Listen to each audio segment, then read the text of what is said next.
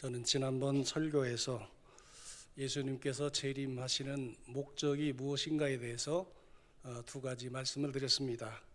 그 첫째는 무덤에서 잠자고 있는 죽은 성도의 몸을 부활시켜 주셔서 아직도 이루어지지 못한 우리의 육체의 구원을 완성하기 위해서 오신다라고 말씀을 드렸습니다.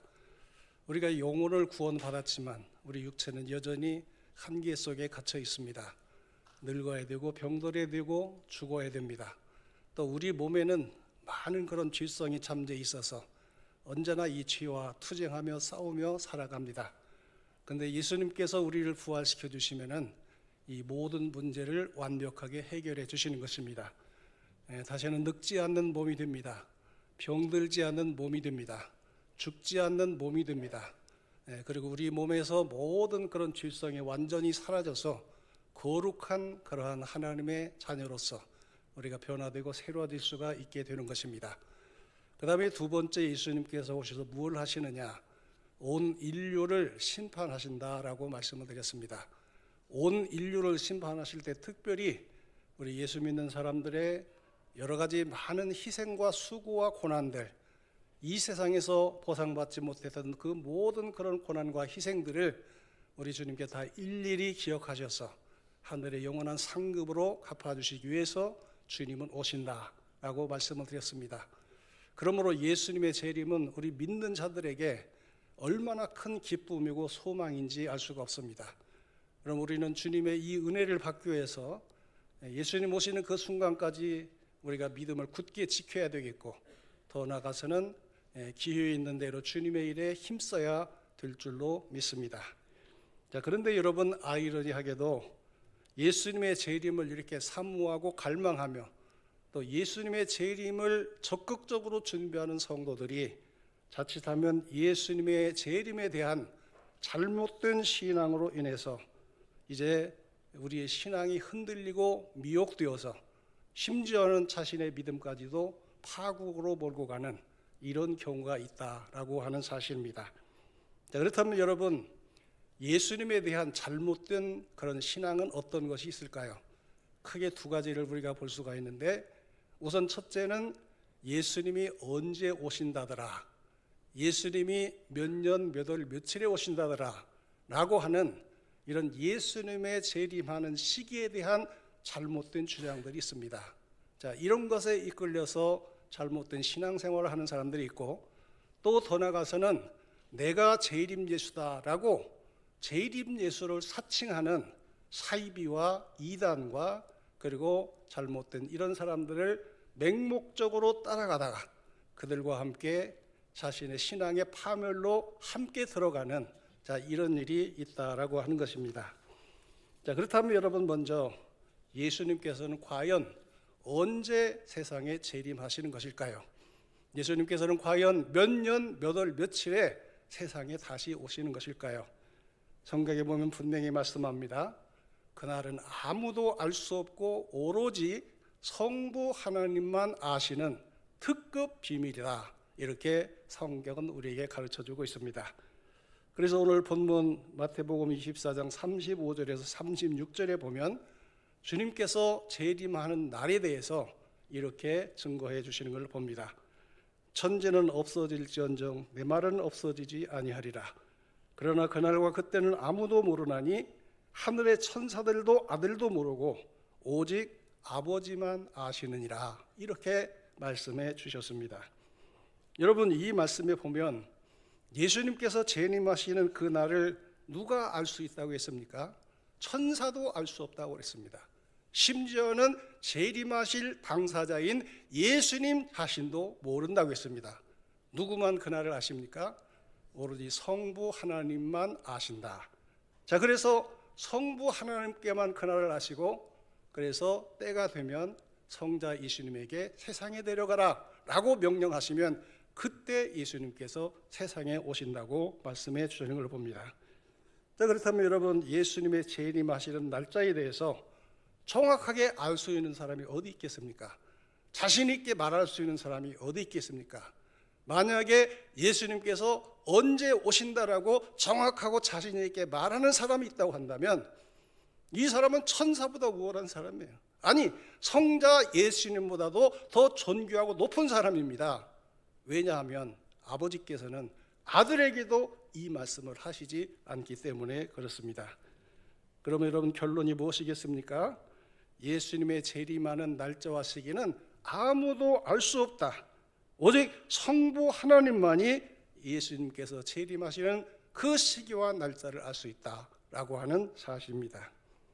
자, 그런데 여러분, 교회 역사에 보면 예수님께서 재림하신다는 날짜에 관해서 잘못된 주장들이 끊임없이 생산되어 왔어요. 그래서 교회 역사에 보면은 시대마다 이러한 저러한 모양으로 성도들의 신앙생활을 미혹하고 흔들었던 이런 모습을 볼 수가 있겠습니다. 초대교회에 아주 걸출한 교부가 있었습니다. 사도 요한의 제자가 폴리갑이라고 하는 사람이고, 폴리갑의 직계 제자가 바로 이레네우스라고 하는 교부입니다. 그러니까 어떻게 보면 이 이레네우스는 사도 요한의 직계 2대 말하자면 제자라고 할 수가 있죠. 그는 소위 말해서 이제 그 여러 가지 이단들과 싸워서 정통 교리를 세우는데 아주 훌륭한 업적을 남긴 그러한 위대한 그런 교부입니다. 근데 이분이 조금 실수한 것이 있어요. 그게 뭔가 하면은 예수님께서 2000년에 오신다. 2000년에 예수님이 오시고 그리고 세상이 종말이 온다. 이런 말을 했습니다. 우리가 생각할 때 저분이 말하는 것은 다 옳을 거야. 저분은 틀림없어 라고 생각하는 사람도 이러한 실수를 할 수 있다라고 하는 것을 우리가 볼 수가 있습니다. 여러분들도 많이 들어보셨겠습니다만 16세기에 프랑스 출신의 아주 유명한 그런 예언가가 있죠. 이제 노스트라다무스라고 하는 이런 예언가인데 그는 의사였습니다. 카톨릭 신자였어요. 근데 그가 미래의 대예언이라고 하는 큰 예언집을 냈어요. 그런데 놀랍게도 그가 한 모든 예언의 거의 70%가 적중을 했어요. 예를 든다면 나폴레옹의 출현을 맞췄어요. 히틀러의 등장을 맞췄어요. 심지어는 9.11 테러 사건까지도 적중시키는 이런 정말로 많은 예언이 적중하는 이런 예언가였어요. 거의 그의 예언 가운데 약 70%가 적중을 했다고 합니다. 자, 그런데 그 사람이 이 종말에 대해서 어떤 주장을 하는가 하면 1999년 7월에 하늘에서 공포의 대왕이 내려오신다. 이런 예언을 했습니다. 하늘에서 공포의 대왕이 내려오신다. 여러분, 공포의 대왕이 누구겠습니까? 이 세상을 심판하실 예수님을 얘기하는 거잖아요. 그러니까 그의 예언에 의하면 1999년 7월에 예수님이 재림하신다. 바로 이러한 얘기입니다. 이 사람의 예언이 너무너무 맞는 것이 많았기 때문에 사람들은 진짜 관심이 많았어요. 정말로 1999년 7월에 예수님께서 재림하실까? 그런데 역시 이 사람의 예언도 이제 틀렸던 것을 볼 수가 있습니다. 그런가 하면 우리가 이단으로 분류하고 있는 여호와의 증인, 그 여호와의 증인의 창시자 루터포트는 1914년에 예수님이 오신다. 이런 주장을 했고, 또 역시 우리가 이단으로 분류하고 있는 안식교의 월리엄 밀러는 예수님께서 1844년에 오신다. 그렇게 예언을 했어요. 그래서 안식교를 따르는 수많은 사람들이 이 말을 믿고 1844년에 이제 산으로 올라가서 흰 옷을 입고 그저 열심히 예배드리면서 찬송하면서 다시 오실 예수님을 기다리는데 예수님이 오시지 않았어요. 그냥 말을 싹 바꿨어요. 예수님이 사실은 내려오셨는데 내려오다 보니까 세상에 문제가 많아요. 아직 해결되지 못한 문제가 많아서 좀 기다리시려고 하늘 지성소에 들어가셨다. 이런 말을 이렇게 변경시키는 것을 우리가 볼 수가 있습니다. 여러분, 우리나라에도 몇 년 되지 않았잖아요. 최근에 예수님이 몇 년에 재림한다 이러는 사람이 있죠. 이장림 목사라고 하는 사람입니다. 이 사람은 성격교 출신 목사인데 이 사람은 자기가 직접 무슨 계시를 받았다 이런 말, 음성을 들었다 이런 말을 하지 않고 그런 계시를 받았다고 하는 사람들을 일일이 다 찾아가서 만나서 면담을 했어요. 그래가지고 미래의 예언이란 다가올 미래라고 하는 그런 책을 썼는데 2권을 썼는데 여러분들 아마 기억하실지 모르겠어요. 제가 월계동에서 목회할 때 그 당시 내가 본 천국이라고 하는 책을 쓴 펄시 콜레라는 목사가 있었어요. 근데 그 책이 굉장히 많이 읽혔어요. 우리 예수 믿는 사람들에게 굉장히 많이 읽혔어요. 이 펄시 콜레를 만나고 또 계시를 받았다는 사람을 만나기 위해서 취합을 해서 책을 썼는데, 그는 그 책에서 뭐라고 얘기하는가 하면 1992년 10월 28일에 예수님이 재림하신다, 이렇게 예언을 했습니다. 그러면서 그는 자, 이제 1992년 10월 28일에 예수님께서 오시면 우리는 어떻게 그 예수님 재림을 우리가 준비를 해야 되느냐.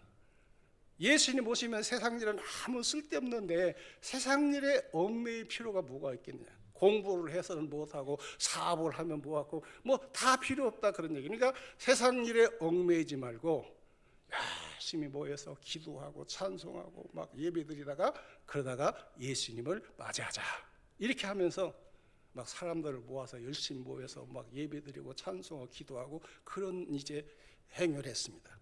그러다 보니까 이제 학생들이 공부를 안 하는 거예요. 학생들이 학교를 때려치고 모여서 막 예수님 맞이한다고 준비하고 있고, 가정주부도 가정을 팽개치고 막 모여서 찬송하고 기도하고, 또 뭐 직장에 다니는 사람들도 다 모여서 그렇게 했어요. 그리고 이 사람이 또 뭘 또 주장을 했는가 하면, 예수님 오시면 재산이 무슨 필요가 있냐. 그렇잖아요. 성경에 보면 예수님 오시기니 막 불로 세상을 다 소멸해버리는데 그거 아무 소용없었는데 재산이 필요 없으니까 오시기 전에 헌금해라. 그리고 막 자기 재산을 다 팔아서 헌금을 하게 하면, 돈 없는 사람은 대출받아서 헌금하라 그랬어요. 대출받아서 헌금을 하는데 예수님 오시면 원금을 안 갚아도 되니까 이자만 갚아라. 뭐 이런 식으로 그렇게 이제 다가올 미래를 준비해라. 예수님 오시면 막 하늘로 들림받을 테니까 그렇게 하라고 주장을 했습니다. 그래서 그때 많은 이 이장님을 따르는 수많은 사람들이 그런 식으로 막 직장도 팽개치고 학업도 그만두고 또 그다음에 가정도 팽개치고 모여서 막 열심히 찬송하고 기도하고 예배드리면서 다시 오실 주님을 그들이 기다렸습니다. 근데 과연 1992년 10월 28일에 예수님께서 오셨습니까? 제가 한번 묻고 싶습니다. 오셨습니까? 잘 모르시겠어요? 안 오셨으니까 우리가 지금 여기 있는 거 아닙니까? 안 오셨어요. 여러분도 아마 기억나겠습니다만, 그때 저도 굉장히 관심을 가지고 그 방송국에서 그 아류의 그 선교기들이 있어요. 다미 선교기, 무슨 다베라 선교기. 거기 가서 예수님 이거 기다린다는 막 거기다 카메라 들이대고 그리고 촬영을 했습니다. 그런데 예수님이 안 오신 거예요. 그리고 그 다미 선교를 이끌던 이장님 목사가 검찰에 구속이 됐어요. 왜 구속이 된 줄 아십니까? 신자들에게 그 헌금을 하라고 해가지고 자기 통장에 다 입금을 시켜가지고 그 만기 통장이 언제 가면 1993년 5월 만기 통장을 만들어 놓은 거예요. 아버지, 예수님 오시면 아무 소용없는데 왜 자기 만기 통장을 1953년 5월로 했습니까? 그래가지고 사기죄로 감옥에 들어가요. 근데 여러분 생각해 보세요. 정말로 예수님 오실 줄 알고 막 재산 팔고 모든 걸 내팽개치고 막 모여서 막 주여 주여 하면서 주여 어서 오시옵소서 이렇게 막 온 생명을 기울여서 예수님을 영접하라고 준비했는데 그 예수님이 안 오시고 자기를 지도하던 지도자가 감옥에 갔을 때 그 사람들의 심정이 어떻겠어요? 상실감과 허탈감으로 정말로 자기를 어떻게 할 수가 없는 거예요. 그래서 그 이후에 그 사람들의 신앙생활이라는 것은 교회를 완전히 떠나버립니다. 교회를 완전히 떠나고 다시 교회로 돌아오면 좋겠는데 그 상실감과 허탈감과 배신감 때문에 다시 교회로 돌아오지 못하고 유랑하는, 말하자면 이제 소위 말해서 믿음의 파선자가 되고 만 것을 볼 수가 있는 겁니다. 여러분, 결국 이 모든 것은 우리에게 무엇을 가르쳐 줍니까? 예수님께서 언제 어느 날짜에 재림하신다고 주장하는 자들은 두말할 필요도 없이 다 가짜요, 사이비요, 이단들이라고 하는 것을 우리는 여기서 분명히 알 수가 있습니다. 그러면 여러분들, 우리는 어떻게 살아야 됩니까? 절대로 예수님이 언제 오신다는 이런 주장에 흔들리지 말고 우리는 우리의 믿음을 주님 오시는 그날까지 굳게 지켜나가야 될 줄로 믿습니다. 그래서 성경에 보면 예수님 재림하는 날짜를 말하는 자들에게 절대로 속지 말아라, 현혹되지 말아라, 엄숙하게 경고해 줍니다. 데살로니가 후서 2장 1절부터 4절 말씀을 같이 한번 읽겠습니다. 시작.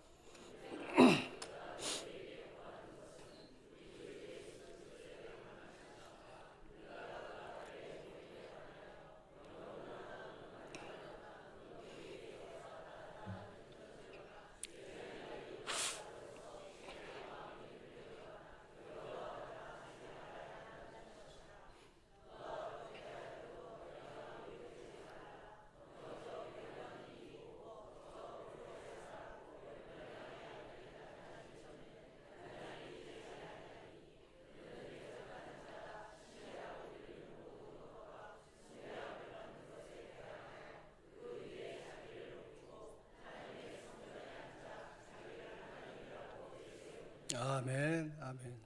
여러분이 이미 수천 년 전에 이미 이러한 일이 말세에 있을 것이라는 것을 이미 예고했잖아요. 누가 기도하는 중에 뭐 영어로 계시를 받았다, 음성을 들었다.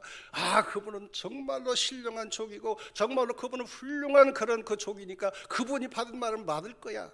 절대로 그런 일이 있을 수 없다는 것을 여러분은 분명히 깨닫고, 예수님이 언제 오신다더라 하는 이 말에 속지 마시기를 주님의 이름으로 축원을 드립니다. 그러면 두 번째로 예수님은 어떤 모습으로 재림하시는 것일까요?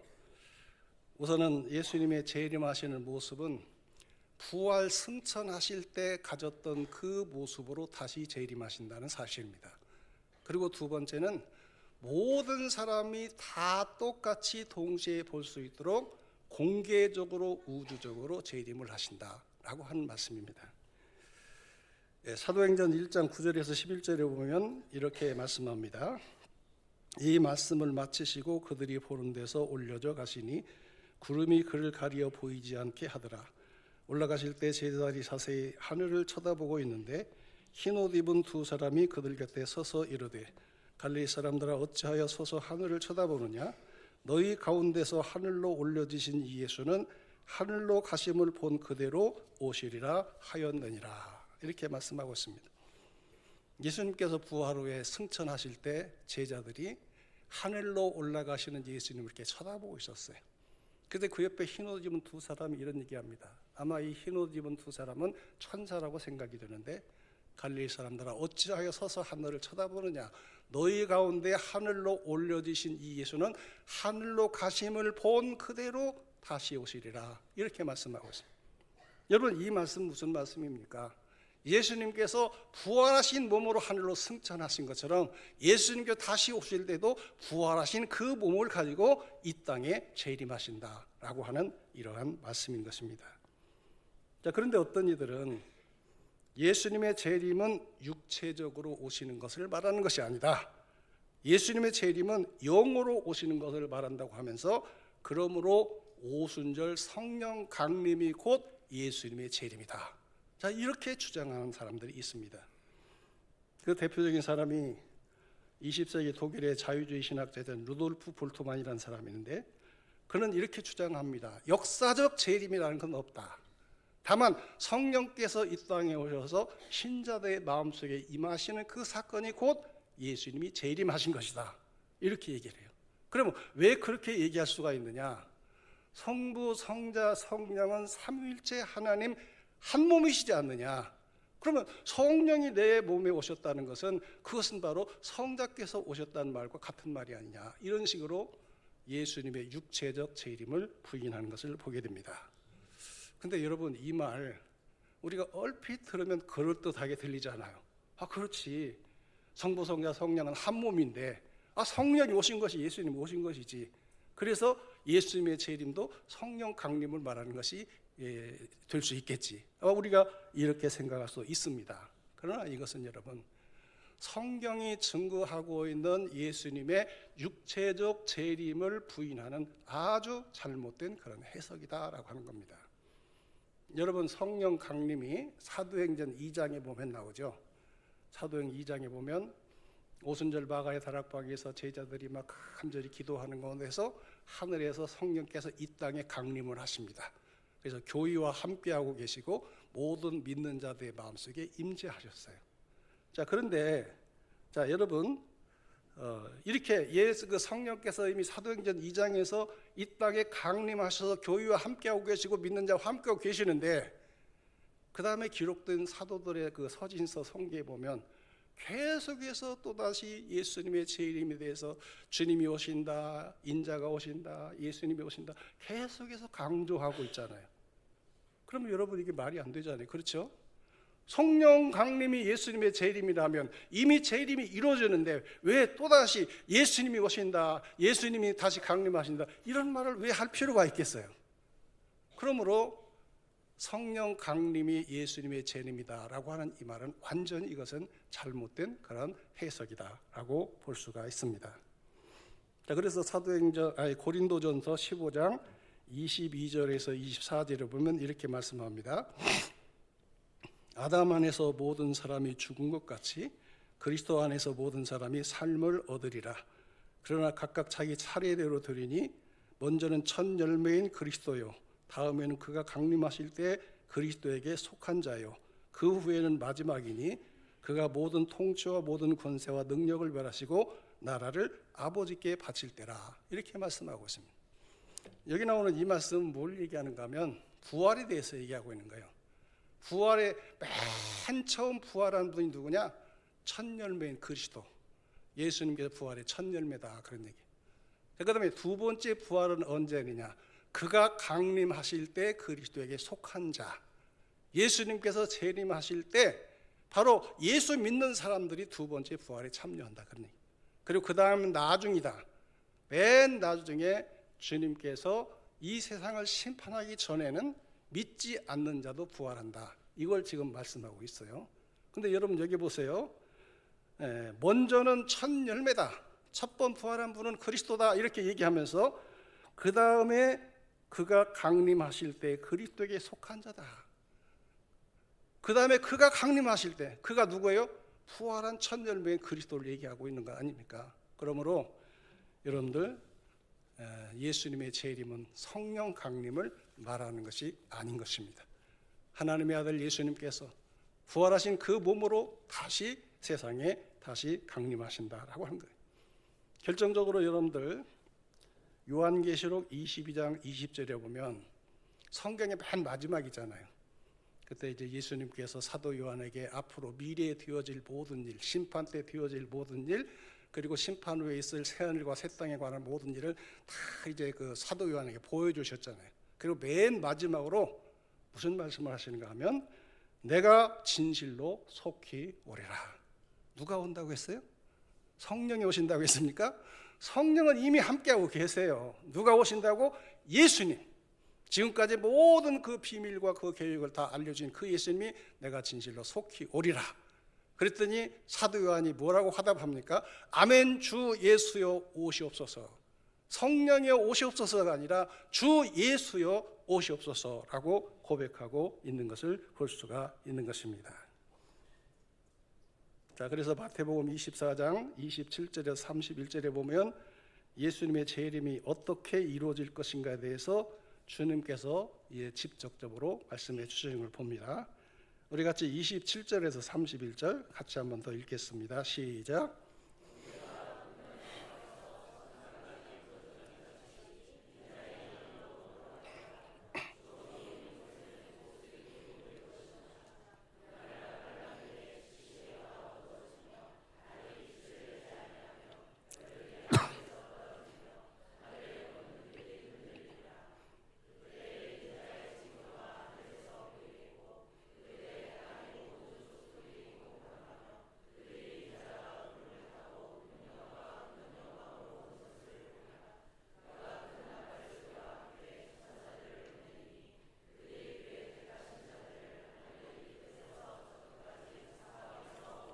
아멘, 아멘.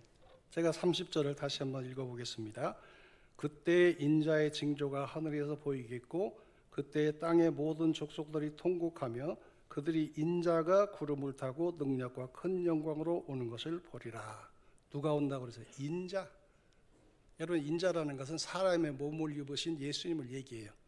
삼위일체 하나님 중에 오로지 예수님만 사람의 몸을 입으셨어요. 그러니까 인자라고 하는 것은 예수님께 자신을 가리켜서 하시는 말씀이에요. 나는 사람의 몸을 입은 자다. 그 인자라고 그렇게 얘기합니다. 바로 그분이 오시는 것이다. 부활하신 육체 그 모습으로 다시 오시는 것이다 라고 하는 것을 볼 수가 있습니다. 이제 여러분들 속지 마시기 바랍니다. 예수님의 재림은 벌써 다 이루어졌어. 성령 강림이 곧 예수님의 재림이야. 이런 헛된 허황된 말에 속지 말기를 주님의 이름으로 축원을 드립니다. 부활하신 몸으로 우리를 구원하기 위해서, 우리의 구원을 완성하기 위해서 오실 이 예수님을 고대하고 사모하고 기다리는 여러분들이 될 수 있기를 바랍니다. 그리고 또 한 가지 우리가 알아야 될 중요한 사실이 있어요. 그게 뭔가 하면은 예수님의 재림은 은밀하고 비밀스럽게 어떤 곳에서 구석에서 이루어지는 그런 일이 아니다 그러네요. 세상 모든 사람들이 자기 눈으로 직접 볼 수 있게 공개적으로 우주적으로 이루어지는 것이 주님의 재림이다라고 하는 거예요. 오늘 본문 가운데 27절로 이런 말씀이 나옵니다. 번개가 동편에 나서 서편까지 번쩍임같이 인자의 임함도 그러하리라. 예수님의 재림하시는 것은 마치 번개 치는 것 같이 정말 그 번개가 나서 동편에 서편까지 모든 사람이 한꺼번에 다 볼 수 있듯이 모든 사람이 볼 수 있게 주님께서 그렇게 오신다. 여러분, 여름에 막 번개 치고 막 천둥 소리가 들리면 그 소리를 듣지 못하는 사람이 어디가 있어요? 그 번개를 보지 못하는 사람이 어디가 있어요? 모든 사람이 동시에 보잖아요. 이와 같이 예수님의 이 재림도 모든 사람이 자기 눈으로 똑똑히 그것을 보게 된다라고 하는 말씀입니다. 그래서 요한계시록 1장 7절에도 보면 말씀합니다. 볼지어다 그가 구름을 타고 오시리라. 각 사람의 눈이 그를 보겠고 그를 찌른 자도 볼 것이요 땅에 있는 모든 족속이 그로 말미암아 애곡하리니 그러하리라. 여기 보니까 예수님께서 구름 타고 오시는 것을 각 사람의 눈이 본다. 그를 찌른 자도 본다. 땅에 있는 모든 족속이 예수님의 재림하는 그 모습을 보게 될 것이다 라고 말씀하고 있는 걸 봅니다. 그럼 여러분들 이제부터 분명한 믿음을 가지시길 바랍니다. 예수님의 재림은 나도 모르는 사이에 은밀하게 이루어지는 게 아니에요. 어떤 구석에서 아주 비밀스럽게 이루어지는 일이 아닙니다. 여기는 우리 모두가 동시에 똑같이 자기 눈으로 예수님께서 구름 타고 천사장의 호령과 나팔소리와 함께 이 땅에 강림하시는 모습을 다 같이 볼 수 있게 오신다는 사실을 분명히 깨닫기를 바랍니다. 그렇다면 여러분 한번 생각해 보시기 바랍니다. 요즘 통일교가 아주 말썽을 많이 부리고 있죠.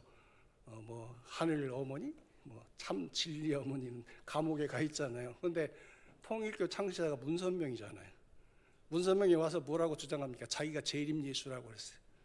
그러면 여러분, 문선명이가 구름 타고 내려오는 거 보신 적 있습니까? 이는 한번 손 들어주세요. 여러분, 문선명이가 막 천군 천사와 함께 나팔소리와 함께 호령소리와 함께 막 이 땅에 강림하는 거 본 적 있습니까? 아무도 못 봤잖아요. 그럼 90년 살다가 부인을 6명이 나왔고 자식이 20명도 넘고 지금 해골이 돼가지고 저 가평에 가면 천정궁 일부 박물관에 그 본향원이라는 그런 그 방 속에 지금 그 유골이 있습니다. 그 문선명이 만약에 예수님이라면 구름 타고 하늘에서 내려오셔야 되는 거예요. 그걸 아무도 본 적이 없으니 그건 가짜요, 사이비요, 이단의 교주일 뿐입니다. 제가 이 설교 준비하는데 방송에서 그런 방송을 봤어요. 제가 동탄에 살고 있는데 우리 동네에 재림예수가 나타났더라고요. 그러니까 그 재림예수가 뭔가 유튜버 재림예수 들어본 적 있으세요? 방송에 나왔어요. JTBC인가 거기도 나오고 방송에 많이 나왔습니다. 근데 이 사람 보니까 한 50대 초반이나 돼요. 이름이 김태경인가 그런 사람인데, 아니 재림예수가 결혼을 했더라고요. 결혼해서 아들이 셋이 있는데 국제학 내보내고 그리고 막 헌금 막 모아가지고 그걸 가지고 막 위제차 막 몇 대씩 풀리고 집에는 막 명품이 막 산처럼 쌓여 있는 거예요. 여러분, 이 유튜버 이 재림예수 여러분 구름 타고 오는 거 보셨습니까? 못 봤다면 그건 가짜예요. 가짜입니다. 거짓말입니다. 자, 그래서 여러분들 성경에 보면 자, 이렇게 우리의 눈으로 보지 않으면 믿지 말라 그런 얘기예요. 천군 천사와 함께 큰 나팔소리와 함께 정말로 그 구름을 타고 오시는 그 예수님을 보지 않았다면 누가 뭐라고 해도 내가 재림예수다, 내가 재림이다 아무리 주장할지라도 절대로 믿지 말고 맹목적으로 어리석게 그들을 따라가지 말아라. 그들 따라가면 어떻게 될 거예요? 통일교 따라가는 사람과 똑같이 되는 겁니다. 여러분 꼭 깨닫기를 주의 이름으로 축원합니다. 그리고 결정적인 이제 그 해법이 딱 하나 있어요. 여러분 성경에 보면 예수님께서 오시자마자 하시는 일이 무엇이라고 했어요? 죽은 성도들 무덤에서 부활시켜 주는 거예요. 땅에 내려오시기도 전에 공중에서 그 성도들의 이름을 부르면 그 성도들이 무덤에서 일어나서 부활해서 공중에서 주님을 영접해서 공중 혼인잔치를 한다고 했습니다. 그렇다면 아직도 무덤에 있는 성도들이 부활을 하지 않았다는 것은 뭘 얘기합니까? 문선명이도 가짜요, 김태경이도 가짜라는 것을 우리에게 잘 알려주는 이러한 얘기인 것입니다. 그래서 여러분 성경 예수님께서는 말세의 이 거짓 사이비 재림 예수가 여기저기서 막 끝도 없이 나타날 것이라고 말씀합니다. 절대로 그들에게 속거나 미혹되거나 그들을 따르지 말라고 경고합니다. 오늘 본문 23절에서 28절 우리 다 같이 한 번 더 읽어보겠습니다. 시작.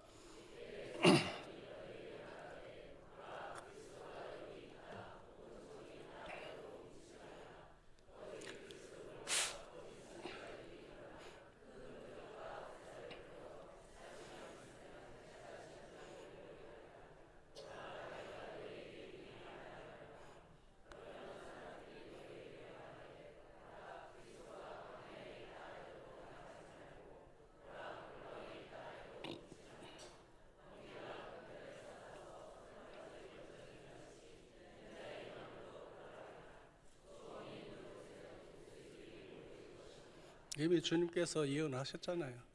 그리스도가 여기 있다 해도 가지 말고 저기 있다 해도 가지 말아라.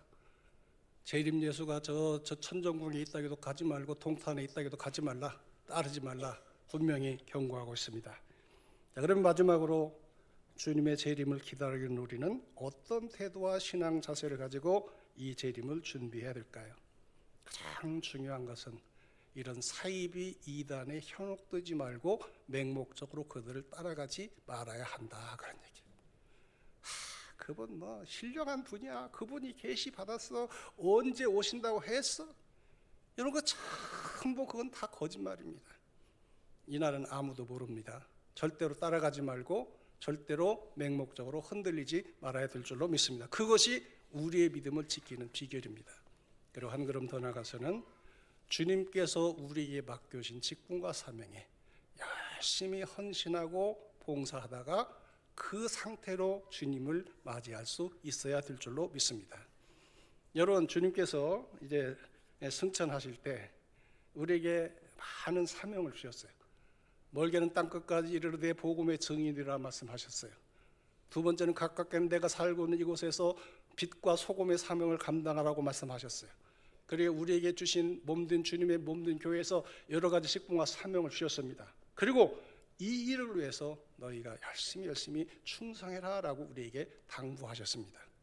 그렇다면 여러분, 예수님께서 다시 오실 때 우리가 어떻게 사는 모습을 보기를 원하실까요?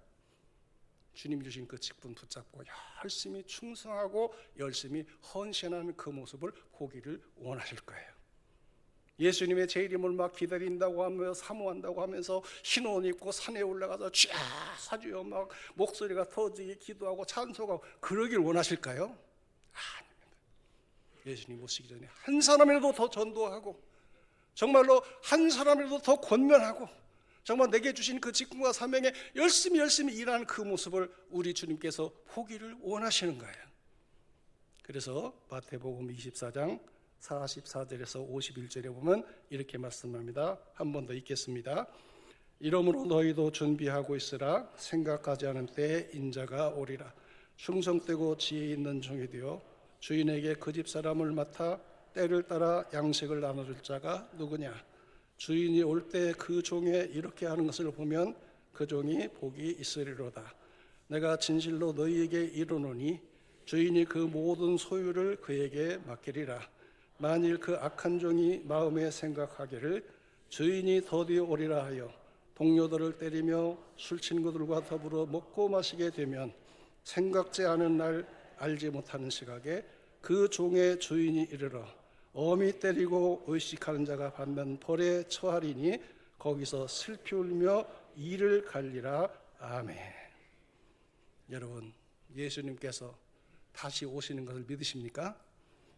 그리고 예수님이 오시면 우리의 구원을 완성시켜 주시고 또 우리의 행위를 심판하실 것을 믿으시면 아멘 하시기 바랍니다. 그렇다면 이제부터 여러분의 믿음을 굳게 지키고 내게 맡겨진 사명에 충성하고 헌신하다가 열심히 일하다가 주님을 맞이하는 여러분들이 다 되시기를 주님의 이름으로 축원을 드립니다. 기도하겠습니다. 우리 죄를 위해서 죽으시고 부활하시고 우리의 구원과 영생을 주시기 위해서 세상에 다시 오실 주님을 찬양합니다.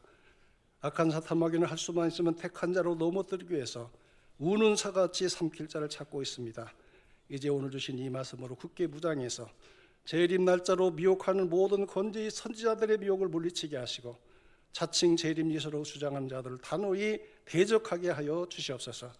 오직 아버지께서 보내시는 성자 예수님의 재림만을 기다리는 성도들이 되게 하여 주시옵소서.